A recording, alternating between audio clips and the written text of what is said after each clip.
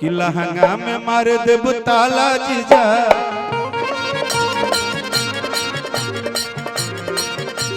लहंगा में मार देब ताला जीजा, ताला जीजा तो होली में हिलाव कंठी माला जीजा।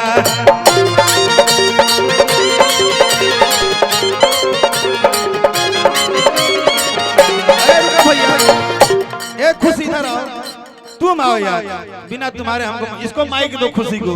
एक गाना में खुशी रही तब न मजा आई, तब न हो लाइन होई कि खेले दरंगवा छुए दयंगवा आज जानी हमारा के रोको। आओ खुशी तुम, आज हमारी माइक कौन सा है? अरे वाह वाह, ये छोटू जो है ना ये राजा है और दिल का भी राजा है, तुम्हारे लिए भी राजा है। और मेरा छोटू भाई है तो हम छोट भाई है तो हम चाहते हैं कि होली इसका तुम्हारे राजा को राजा जैसा बीते। अच्छा बचपन से देख रही हो ये सब मंच बना कहेगा ना तो लोग कहीं लड़काई की जा रही हो। हेलो हेलो हाँ इसका वाला लेवल बढ़ा के रखिएगा। हेलो हेलो अब पूरे माहौल में खुशी आ गया क्योंकि खुशी आ गई मंच पे, है ना? हमको बहुत हेलो हेलो साउंड अच्छा लगा। हाँ सबसे पहले तो आप सभी लोग जितने भी दर्शक यहाँ पे बैठे हैं सभी लोगों को प्रणाम, और हमारे आदरणीय गोपाल चाचा जी को पैर छू के प्रणाम। और आज बहुत ही अच्छा लग रहा है, फर्स्ट टाइम हम लोग मंच शेयर किए एक दूसरे के साथ। और राकेश मिश्रा सर बहुत ही प्यारा प्यारा गाना है, और आज हम लोग आए हैं श्री श्री महाशिवरात्रि महोत्सव में अपने बड़े भैया अजीत भैया के माध्यम से। तो बहुत बहुत धन्यवाद भैया को। एक खुशी सब ठीक है इधर आओ कि लहंगा में मार देब ताला जीजा, ये लाइन तुम गाओ हम चाहते हैं। आगे वाला लाइन है कि लहंगा में मार देब ताला जीजा, आ होली में हिलई ह कंठी माला जीजा, कि डाले के तुहरा नया बे तरीका आ क देल जबरी तू तो हमरे के टीका। इतना लाइन तुम गाओ तब हम गाएंगे जवाब अपना। हेलो हेलो और ये होली के माहौल, अभी तो होली के माहौल चला ताटे। और आदरणीय गोपाल चाचा जी मंच पानी, हम चाहब कि कोनो भी गलती सही होगी तो क्षमा करो। पहली बार सामने बानी और हम गावत नहीं, बहुत ही खुशी के बात भाई हमरा खाते। और जितना भी आदरणीय लोग बैठल बनी जगार जी, और आप क्या बोले हैं कि लहंगा में मार दे हम ताला जीजा, ताला जीजा, कि होली में हिलावा कंठी माला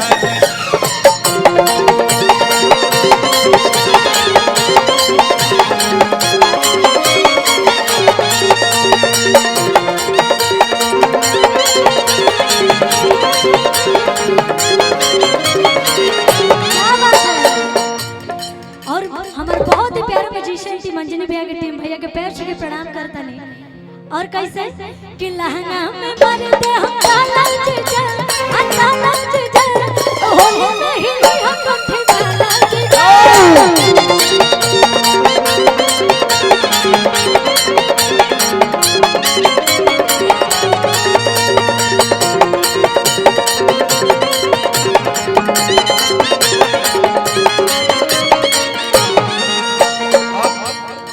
हो तो तुम्हें खबर दे दूं गोपाल भैया, इस गाना को ऑडियो रिकॉर्डिंग बजाने वाले बैठे हैं वहीं पे। क्या बात है? और पिछले 14-15 साल पहले ये गाना बजा था स्टूडियो में, और आज तक होली के इतिहास में आज भी इससे ज्यादा कोई बजता नहीं है। लेकिन इसका लाइन आज भी रील पे 3 मिलियन 2 मिलियन ट्रेंड कर गया है। उसमें जीजा का जवाब क्या था कि लहंगा में मरबूज ताला साली, आए हाय आए हाय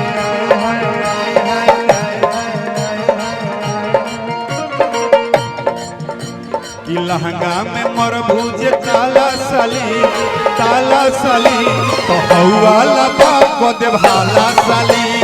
लहंगा में मरबूज ताला साली, ताला साली तो हौवाला बाप दे भाला साली। के करा गाना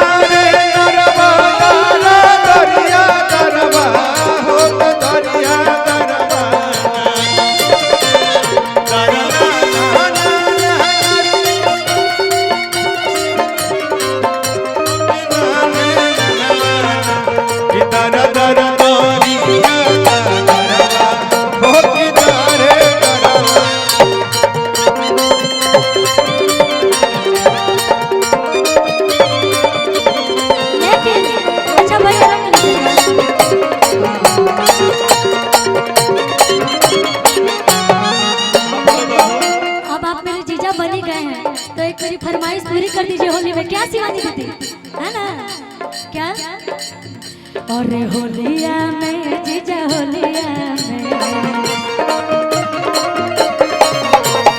होलिया में जीजा होलिया में, ले ले आयो सुट कोरिया होलिया में, ले ले आयो सुट कोरिया होलिया में,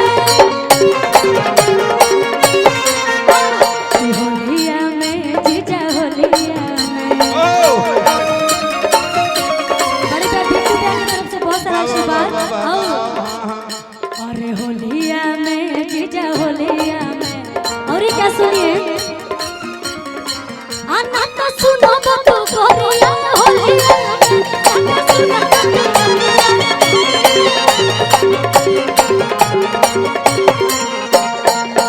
क्या बात है।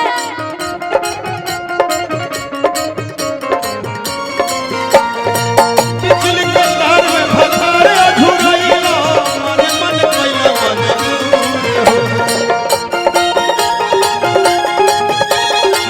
औरत से गिरे लगी लोर राजा बनी जाई ना बहरिया तू कहता बदन पर को राजा बनी जाई ना बहरिया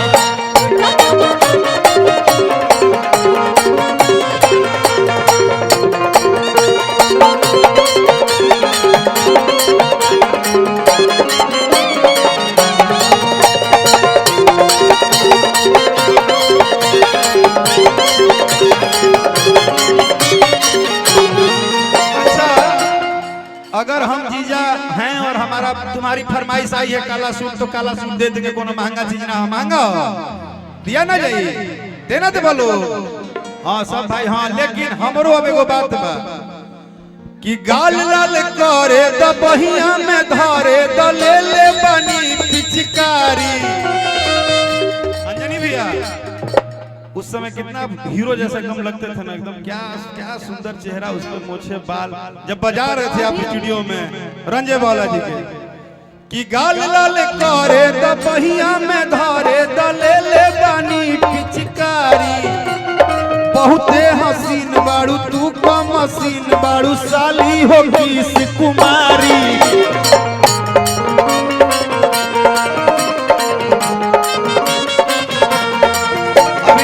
अभी तुम नहीं समझी हम क्या बोले, इधर आओ, यहाँ खड़े रहो। ये करेक्टर है, जीजा है ना हम तुम्हारे अभी, तो देखो बात समझो कि गाल लाल करे द बहिया में धरे द ले ले बनी पिचकारी। बहुते हसीन बड़ू तू का मसीन बड़ू साली हो किस साली हो किस कुमारी। आए हैं साली हो किस कुमारी, साली हो किस कुमारी। आए हैं साली हो किस। अब तुम्हारा लाइन है तो करे न जब मुँह काला जीजा, तो करे न जब मुँह काला जीजा, काला जीजा तो होली में हिलावा।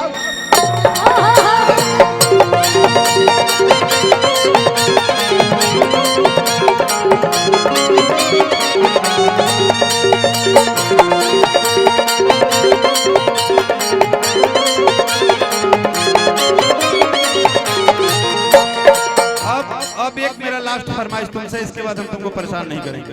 नहीं परेशान, गाना भले ये चर्चा में है लेकिन हम चाहते हैं कि तुम वो बात अपने से कहो तो हमको बहुत अच्छा लगेगा।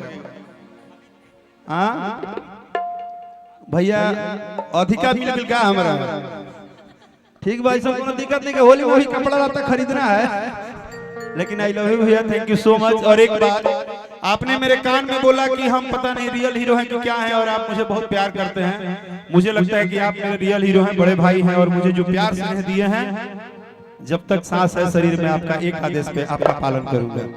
छोटा भाई है बस आपका इतना ही बोलूंगा।